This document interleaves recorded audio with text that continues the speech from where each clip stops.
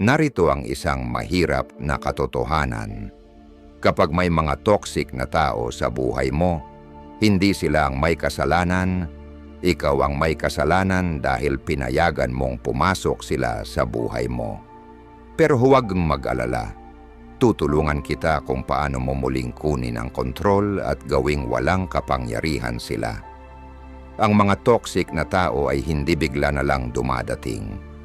Dumadami sila dahil sa mga butas sa iyong mga hangganan at kumakain sila sa iyong mga reaksyon.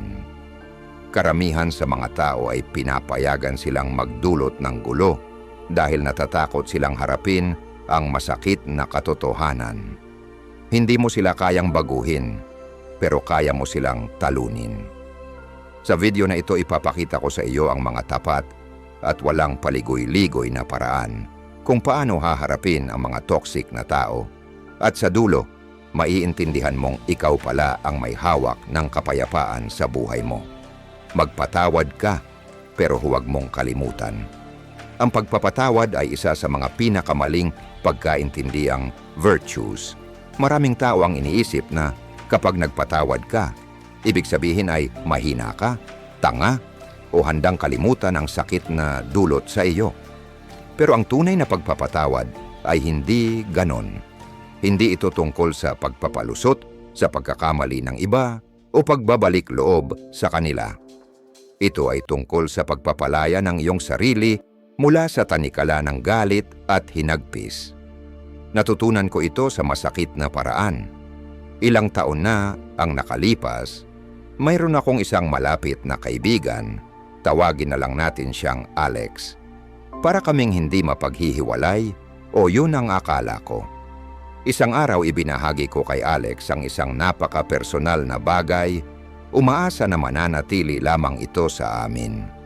Isang linggo ang lumipas, at nalaman ko na ibinahagi niya ang aking sekreto sa iba, at binago pa ang kwento upang ilarawan akong masama. Sakit na malalim ang naramdaman ko. Galit na galit ako. Hindi lang kay Alex, kundi sa sarili ko dahil pinaniwalaan ko siya. Ang galit na iyon ay nanatili sa akin ng mga buwan, baka taon pa. Bawat beses na makita ko siya, o kahit marinig lang ang pangalan niya, parang muling bumabalik ang sugat. Dala ko ang galit na iyon kahit saan, at hindi ko naisip kung gaano kalaki ang bigat na dulot nito sa akin.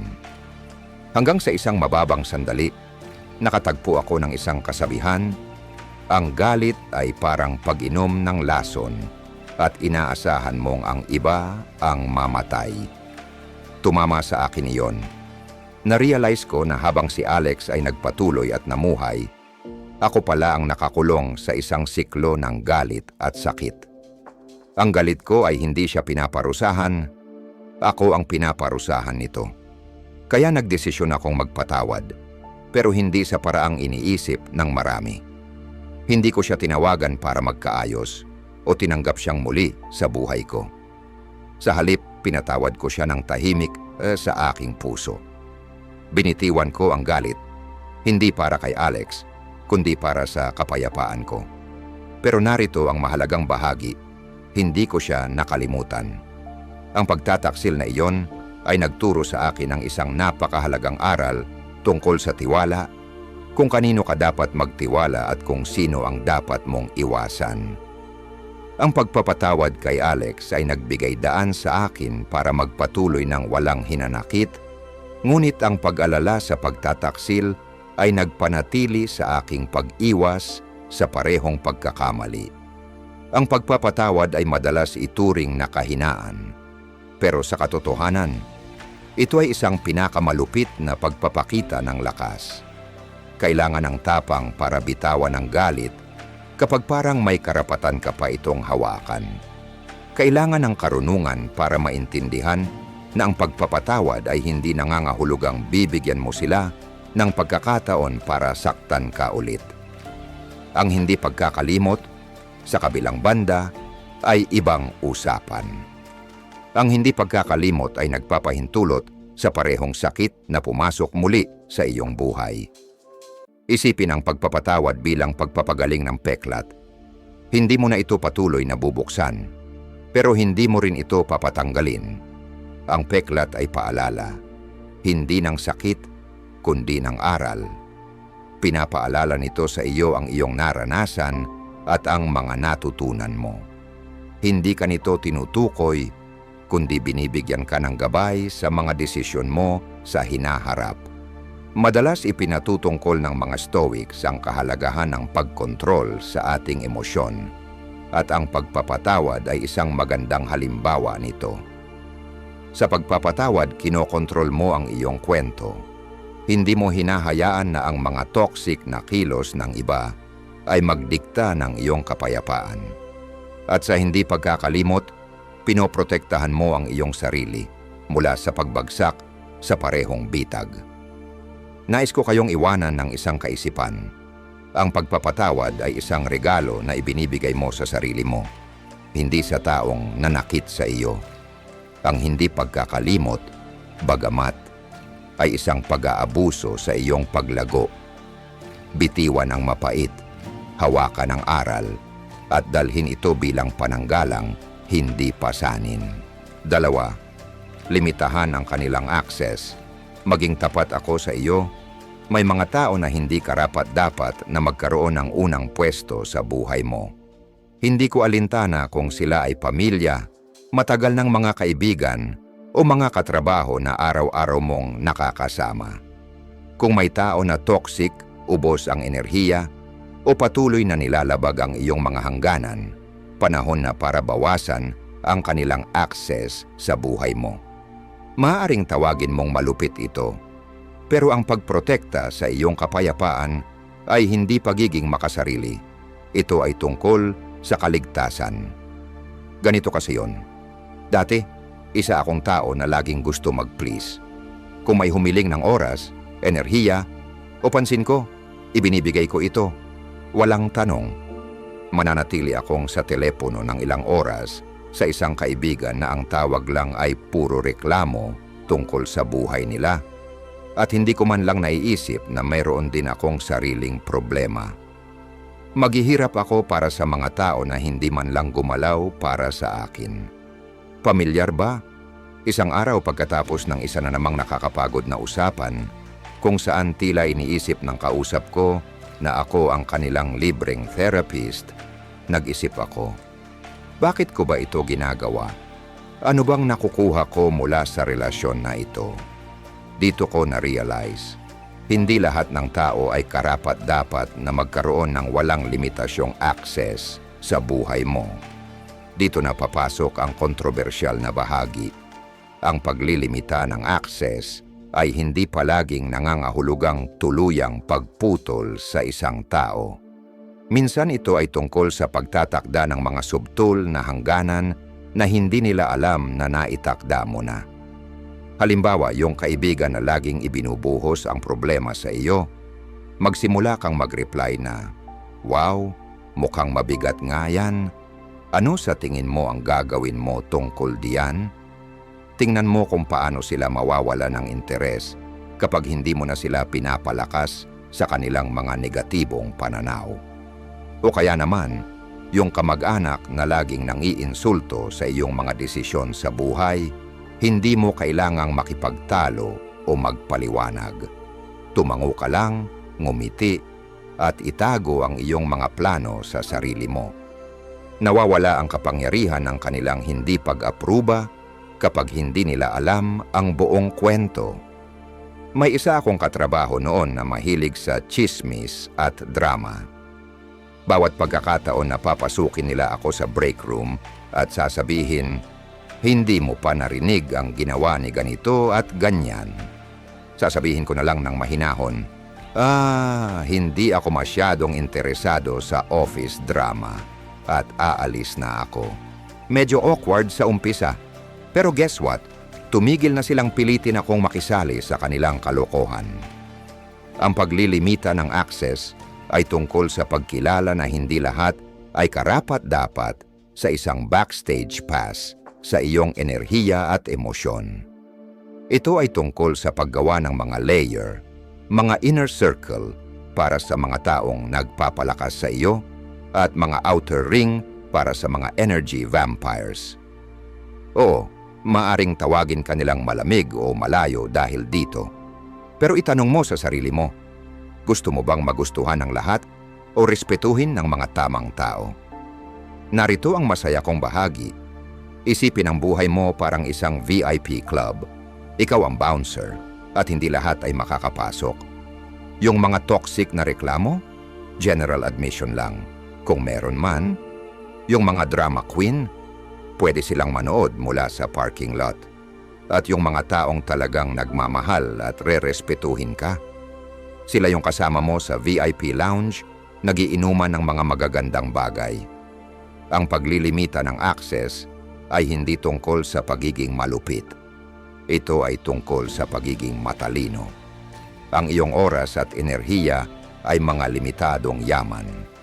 Huwag mong sayangin ito sa mga taong hindi marunong magpasalamat. Dahil narito ang katotohanan, kapag pinahalagahan mo ang sarili mo, ang mga tamang tao ay magpapahalaga sa iyo. At ang mga maling tao, magbabago sila o sila mismo ang magpapakita ng kanilang sarili at aalis. Win-win. 3. Gamitin ang humor para disarmuhin. Sila minsan ang pinakamahusay na paraan para harapin ang isang toxic na tao ay hindi seryosohin sila. Ang mga toxic na tao ay kumakain sa tensyon. Nabubuhay sila sa drama, pagtatalo, at alitan. Pero anong nangyayari kapag tinanggihan mong ibigay sa kanila ang gusto nila? Imbes na makipagtalo, magbiro ka, ngumiti, o makipaglaro ng kaunti upang mabawasan ang kanilang ego, parang pinasabog mo lang ang isang lobo, bigla ang kanilang malaking palabas ay bumagsak. Naalala ko ang isang katrabaho na sobrang toxic at laging may puna sa lahat ng bagay. Wala ni isang bagay na tama, mga kasuotan, trabaho, pati na kung paano uminom ng kape ang mga tao. Isang araw pinansin nila ang magulo kong mesa sa harap ng lahat. Wow! Parang tinamaan ng buhawi ang mesa mo. Paano mo pa ba natatagpuan ang mga bagay dito? Sabi niya nang may pang-iinsulto. Imbes na magalit, nag-shrug lang ako at sinabi, "Tama ka nga. Ito ang aking creative chaos." Mas magulo pa ang mesa ni Albert Einstein. Malinaw, nasa tamang landas ako para maging henyo. Natawa ang grupo at nauurong ang kanilang poging planong ipahiya ako. Simula noon, hindi na nila ako tinuligsa tungkol sa mesa ko. Ang paggamit ng humor ay disarming para sa mga toxic na tao sa ilang dahilan.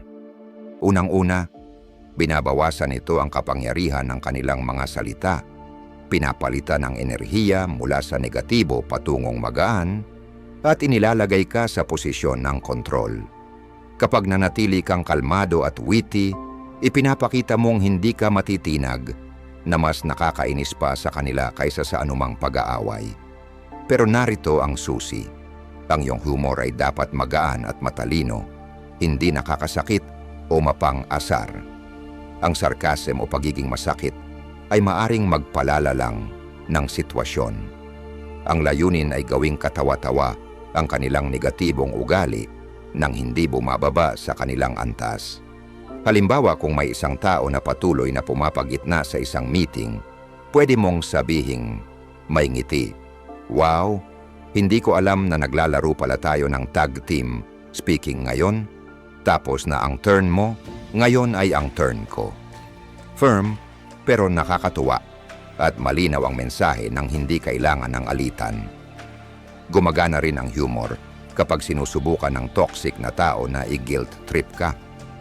Kung may magsabi ng, "Siguro naman masyado ka ng abala para alagaan ako," maaari mong sagutin ng, "Nakuha mo na ako. Nag-audition kasi ako para sa role na terrible friend at mukhang nagiging magaling ako." Nababasag ang kanilang manipulasyo habang pinapanatili pa rin ang magaan na tono. Ang paggamit ng humor ay hindi ibig sabihin ng pagpapawalang bisa sa kanilang toxicity. Ito ay nangangahulugang pagtanggi na makisali sa kanilang kalokohan. Isang tahimik na akto ng lakas na nagpapakita na hindi ka matitinag Hindi ka pwedeng gawing maliit at hindi ka pababagsakin. 4. Alamin kung kailan maglakad palayo. Ang paglalakad palayo mula sa isang toxic na tao ay isa sa pinakamahirap pero pinakamalaking kalayaan na desisyon na maaari mong gawin. Hindi lang ito tungkol sa pag-iwan sa isang masamang sitwasyon. Ito ay tungkol sa pagkuha muli ng iyong kapayapaan, oras at enerhiya. Pero heto ang katotohanan, hindi ito palaging dramatiko o biglaan. Minsan, ang pagkilala kung kailan aalis ay tungkol sa tahimik na pagpili sa sarili mo kaysa sa kanilang kaguluhan, paulit-ulit. Ang mga toxic na tao ay eksperto sa pagpapaintindi sa iyo na dapat kang manatili.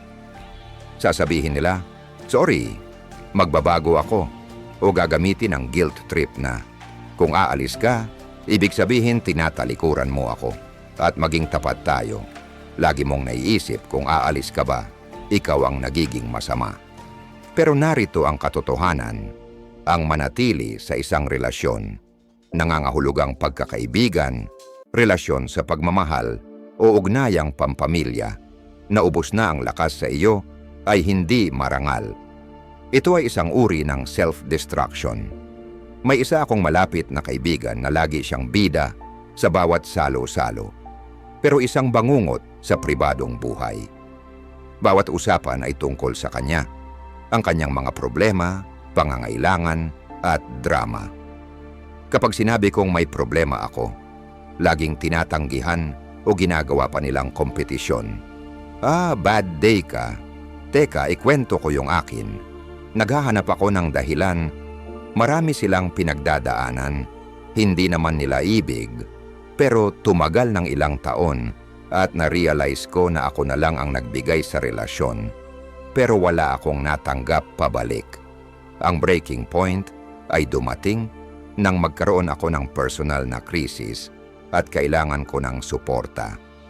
Nag-reach out ako at ang sagot nila ay, "Mukhang mahirap nga, pero may sarili rin akong pinagdadaanan." Dito ko na-realize, hindi sila toxic dahil masama sila. Sila'y toxic dahil hindi sila talaga nagmamalasakit. Masakit maglakad palayo, pero naramdaman ko rin na parang nabunutan ako ng napakabigat na pasanin. Hindi palaging nangangahulugang tuluyan mong putulin ang isang tao.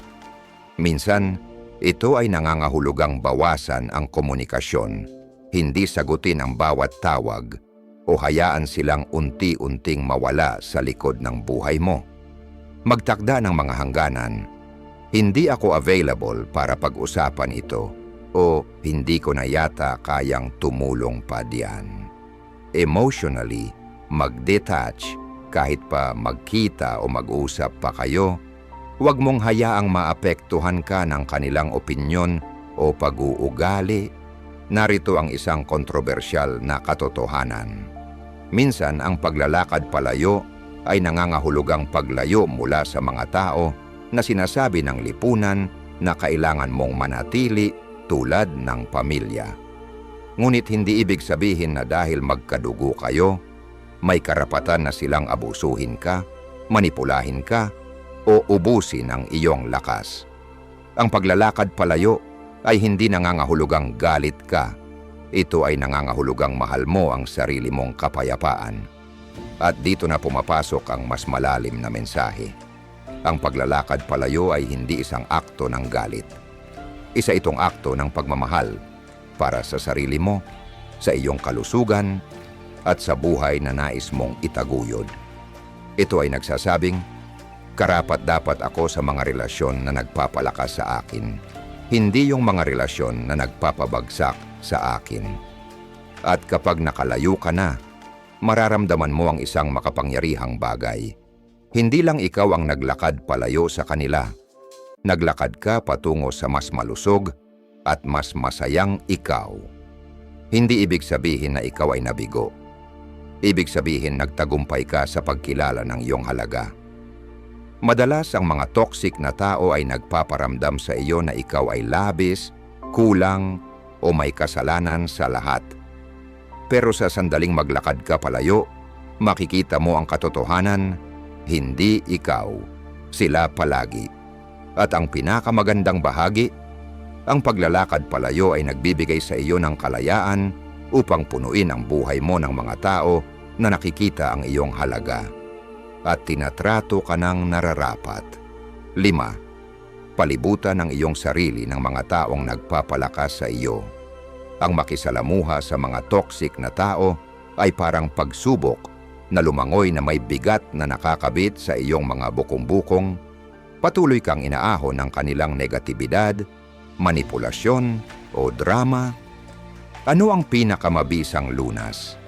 Ang palibutan ang sarili ng mga tao na nagpapalakas sa iyo. Ang mga taong ito ay hindi lang nagdadala ng positibong pananaw. Pinapaalala nila sa iyo ang iyong halaga, hinihikayat ang iyong paglago, at tinutulungan kang mapanatili ang toxic na enerhiya mula sa iyong paligid. Narito ang isang simpleng katotohanan. Ang iyong kapaligiran ay may malalim na epekto sa iyo. Kung palagi kang nakakasama ng mga toxic na tao, tiyak na makakabawas ka ng kanilang mga ugali, pananaw, at minsan pati na ang kanilang pananaw sa buhay. Pero kapag napapaligiran ka ng mga taong may malasakit at naghahangad ng pinakamahusay para sa iyo, mangyayari ang isang magic na bagay. Simula mong makita ang pinakamahusay na bersyon ng iyong sarili. Isipin mo, naranasan mo na bang magkaroon ng kaibigang magaan ang pakiramdam mo pagkatapos makipagkwentuhan sa kanila? Yung may kaibigang nakikinig ng walang paghuhusga, nagdiriwang ng iyong mga tagumpay ng walang inggit, at hinihikayat ka sa paraang nakapagpapalakas sa halip na nakakapanghina. Sila ang mga taong kailangan mong kasama sa buhay mo. Para sa akin, may panahon na ako'y nahulog sa isang paulit-ulit na cycle ng toxic na mga relasyon. Hanggang sa nakilala ko ang isang kasamahan sa trabaho na positibo at tapat. Madalas nilang sabihin, "Magaling ka talaga dito. Bakit hindi mo subukang manguna?" O, "Ang galing mong humandle ng sitwasyong yon." Ang kanilang mga salita ng paghikayat ay tapat, kaya't ako'y nagulat. Sa paglipas ng panahon, na-realize ko na sobrang nasanay na ako sa mga hindi tapat na komento at mga sutil na pang-aalipusta. Kaya hindi ko na matutunan kung ano ang tunay na suporta. Nang maglaan ako ng oras sa mga tao katulad nila, nagsimula kong makita ang mga bagay na nawawala sa buhay ko. Hindi sila nakikipagkompetensya, hindi ako pinapalakas sa ilalim, at hindi nila ako minamanipula. Ang mga taong ito ay nagpapaalala sa akin kung anong klase ng tao ang gusto kong maging at kung paano ko dapat itakda ang mga pamantayan sa lahat ng relasyon sa buhay ko. Narito ang mga paraan kung paano palalaguin ang ganitong klaseng relasyon. Kilalanin ang iyong tribo. Hanapin ang mga tao na nagpapasigla, nagbibigay ng lakas at nag-uudyok sa iyo. Maaring mga matagal na kaibigan, mentor o kahit mga bagong kakilala. Mag-invest sa mga dekalidad na koneksyon.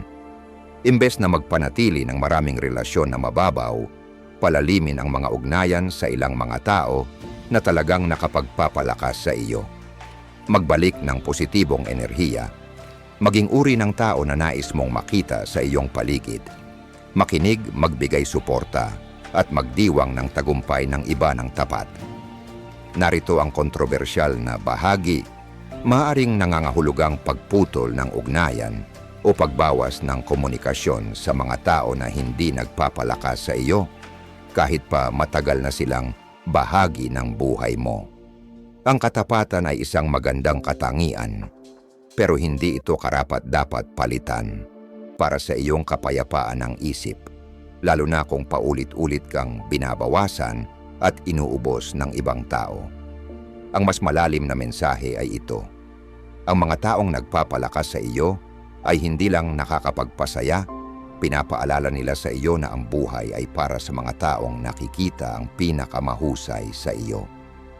Tinutulungan ka nilang maging taong meant mong maging sa pamamagitan ng pagtangkilik sa iyo at pagtanggap sa iyong potensyal. Ang mga toxic na tao ay pilit kang papaniwalain na ang lahat ng tao ay pareho lang, makasarili, mapait at manipulador katulad nila.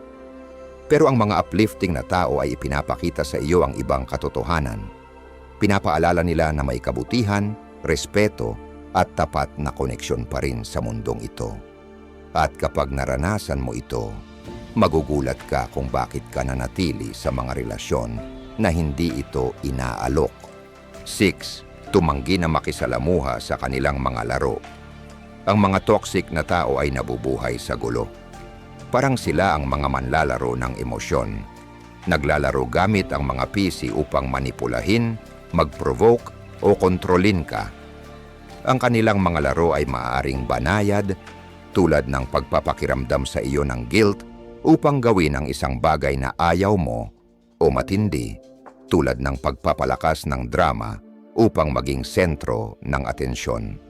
Ang tanging paraan upang manalo, tumanggi na makipaglaro. Iwasan ang pagsali sa kanilang mga laro ng buo. Narito ang katotohanan. Ang mga toxic na tao ay eksperto sa pagpapasok sa iyo sa kanilang mga bitag. Sasabihin nila ang mga bagay na nilalayong ipukaw ang iyong emosyon o maglikha ng mga sitwasyon kung saan pakiramdam mo'y kailangan mong tumugon. Ngunit sa sandaling tanggapin mo ang kanilang bitag, sila na ang nanalo. Pumasok ka sa kanilang teritoryo at naglalaro ka ayon sa kanilang mga patakaran. Sa pamamagitan ng pagtanggi na makisalamuha, kinukuha mo ang kanilang kapangyarihan at iniwan mo silang mag-ikot sa kanilang sariling gulo. Naalala ko ang isang partikular na toxic na kamag-anak na mahilig mag-provoke ng mga argumento tuwing may family gathering. Palagi silang naglalabas ng mga passive-aggressive na pahayag tulad ng, "Sarap naman ng mayroong maraming libreng oras, kami kasi nagtatrabaho ng matindi." Noong una, sinusubukan kong ipaliwanag ang sarili ko o ipagtanggol ang aking mga desisyon, ngunit lalo lang itong nagpapalala. Ipinipilipit nila ang aking mga salita, pinalalala ang argumento, at sa hindi inaasahang pagkakataon, ako pa ang lumalabas na masama. Isang araw tumigil ako sa paglalaro. Nang maglabas sila ng isang pahayag, ngumiti lang ako at sinabi, "May karapatan ka sa iyong opinyon," at agad na binago ang paksa. Muling nag-push sila, ngunit nanatili akong kalmado at hindi makisalamuha. Makikita sa kanilang mukha ang frustrasyon. Hindi nila nakakamta ng reaksyon na nais nila. Sa kalaunan, tumigil sila sa pagtutok sa akin. Ang pagtanggi na makisalamuha ay hindi tungkol sa pagiging passive. Ito ay tungkol sa pagiging strategic. Narito kung paano ito gawing master. Kilalanin ang bitag. Mag-obserba sa mga pattern. Ano ang mga bagay na nagpapagalit sa iyo? Paano kanila pinipilit mag-react? Kapag nakita mo na ito, maaari ka nang maghanda na tumugon ng iba. Manatiling kalmado. Ang mga toxic na tao ay gustong-gusto ang emosyonal na reaksyon. Huwag ibigay ang mga iyon. Tumugon ng minimal o minsan wala. Minsan, ang katahimikan ang pinakamabisang sandata.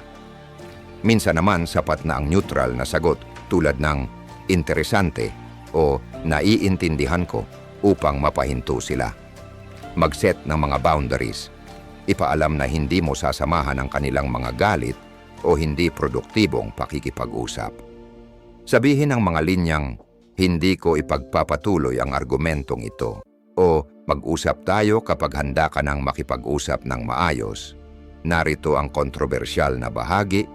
Ang pagtanggi na makisalamuha ay hindi nagpapakita na ikaw ay mahina o malamig. Ito ay nagpapakita ng katalinuhan. Maaring tawagin kang mayabang o duwag ng mga toxic na tao, ngunit isa lamang itong taktika ng manipulasyon. Ang kanilang opinyon ay hindi nagsasaad ng iyong pagkatao. Ang mas malalim na mensahe ay tungkol sa kontrol, ang kontrol mo. Sa pagtanggi na makipaglaro, Ibinabalik mo ang iyong enerhiya at emosyonal na espasyo. Ipinapakita mo ang mga patakaran kung paano mo nais mamuhay at makisalamuha. Hindi sila. Masyadong maikli ang buhay para makipag-argumento o makialam sa mga walang saysay na laro ng mga toxic na tao. Kapag ikaw ay humakbang pabalik at hindi nakialam, hindi mo tinatakas ang problema. Ikaw ay tumaas. At iyan ang palaging laro na sulit pagtagumpayan. 7. Manatiling nakatuon sa iyong layunin. Ang mga toxic na tao ay nabubuhay sa pagka-distract.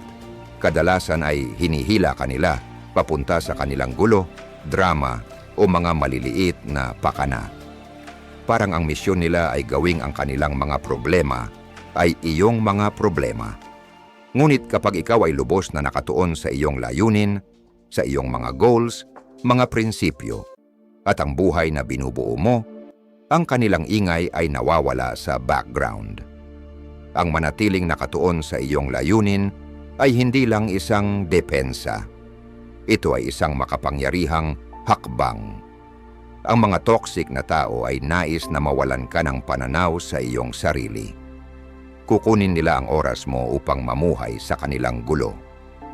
Susubukan nilang i-criticize ang iyong mga ambisyon, pababain ang iyong mga tagumpay, o hihingi ng atensyon mo sa pinakakritikal na oras dahil ang isang tao na may malinaw na layunin ay isang banta sa kanilang kontrol. Kung ikaw ay abala sa paglago, pagtagumpay, o pagsunod sa iyong mga pangarap, wala ka ng oras o pasensya para sa kanilang walang kwentang drama. Naalala ko noon ang isang kasamahan sa trabaho na embodiment ng toxicity. Palagi silang naggo-gossip, nag-iimbento ng drama, at pilit na kinakaladkad ang iba sa kanilang gulo. Noong una, nahulog ako sa kanilang bitag, wasting hours para makinig sa kanilang mga reklamo o ipagtanggol ang sarili ko laban sa kanilang mga maliit na pang-aalipusta. Pero pagkatapos, napagtanto ko. Ang bawat minutong ginugol ko sa kanilang mga kalokohan ay isang minutong nawawala mula sa aking mga layunin, kalinawan, o mga bagay na mahalaga sa akin. Kaya nagdesisyon akong tumigil sa pakikisalamuha at magtuon sa kung ano ang talagang mahalaga. Nag-set ako ng malinaw na boundaries. Abala ako ngayon, hindi ko na kayang makipag-usap pa tungkol dito. Iniiwasan ko ang mga hindi kailangang pag-uusap at inilalaan ang aking enerhiya sa pagpapabuti ng aking mga gawain. Mas nakatuon ako. Mas nawalan sila ng kapangyarihan sa akin. At ang pinakamagandang bahagi, ang aking focus ay nagbigay inspirasyon sa iba na gawin din ang parehong bagay. Kaya naman mas kaunti na ang mga tao na maaari nilang manipulahin. Upang manatiling nakatuon sa iyong layunin, kahit pa sa isang toxic na kapaligiran, sundin ang mga hakbang na ito. Linawin ang iyong mga layunin. Isulat kung ano ang iyong pinagtatrabahuhan at patuloy na paalalahanan ng sarili kung bakit ito mahalaga. Gumawa ng mental shield. Tignan ang mga toxic na tao bilang background noise. Kilalanin sila kung kinakailangan, ngunit huwag hayaang makaapekto ang kanilang negatibidad sa iyong focus. Magsabi ng hindi nang walang pagpapaumanhin. Tanggihan ang kanilang mga hiling na hindi tumutugma sa iyong mga layunin. Hanapin ang iyong mga motibasyon. Palibutan ang sarili ng mga tao, libro, kapaligiran, at mga habit na nagpapalakas ng iyong determinasyon at nagpapaalala sa iyo kung bakit mo sinimulan.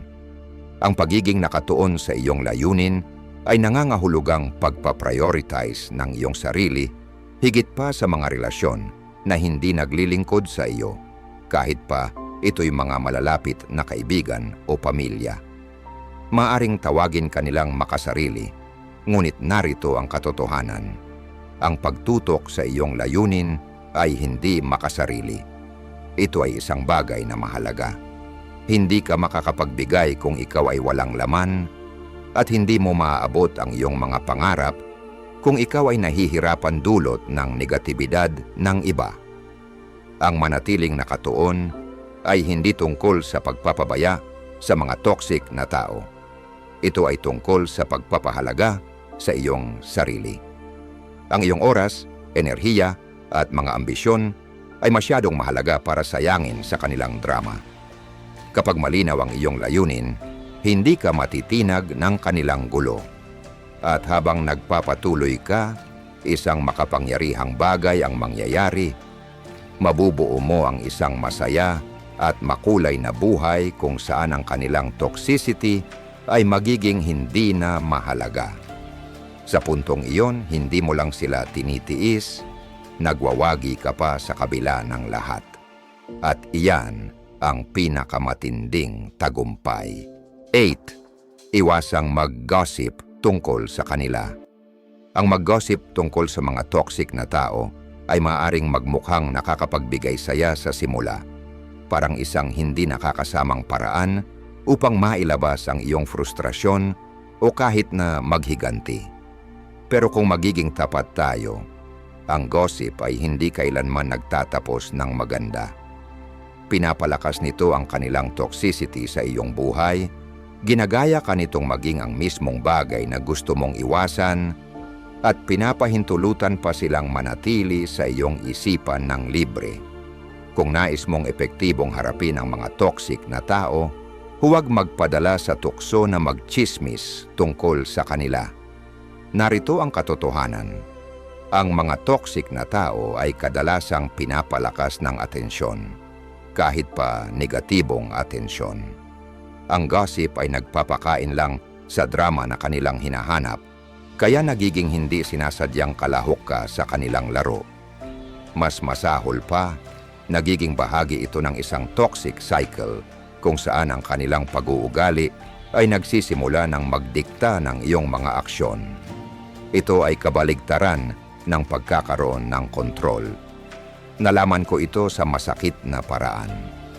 May isang kasamahan ako sa trabaho na kilalang toxic, palaging nagiging sanhi ng gulo at humihila ng iba pababa. Kami ng iba ay madalas na magtalakayan tungkol sa kanya tuwing lunch break, nagbabahagi ng mga kwento tungkol sa kanyang pinakabagong kalokohan. Sa una parang camaraderie ito, pero kalaunan, napansin ko ang isang nakakabahalang bagay. Bawat usapan tungkol sa kanya ay nagiiwan sa akin ng pagka-burnout at inis. Mas masama pa somehow, nalaman nila ang tungkol sa aming gossip at ginamit ito upang ipinta ang sarili bilang biktima. Simula noon, nagdesisyon akong itigil ang pakikialam sa gossip. Sa halip, nakatutok ako sa pagpapanatili ng pagiging profesional at pag-a-address ng mga isyu ng direkta kung kinakailangan. Hindi ito palaging madali. May mga pagkakataon na gusto ko talagang maglabas ng sama ng loob. Pero napansin ko ang pagbabago. Sa pagtigil ko sa gossip loop, naibalik ko ang aking enerhiya at integridad.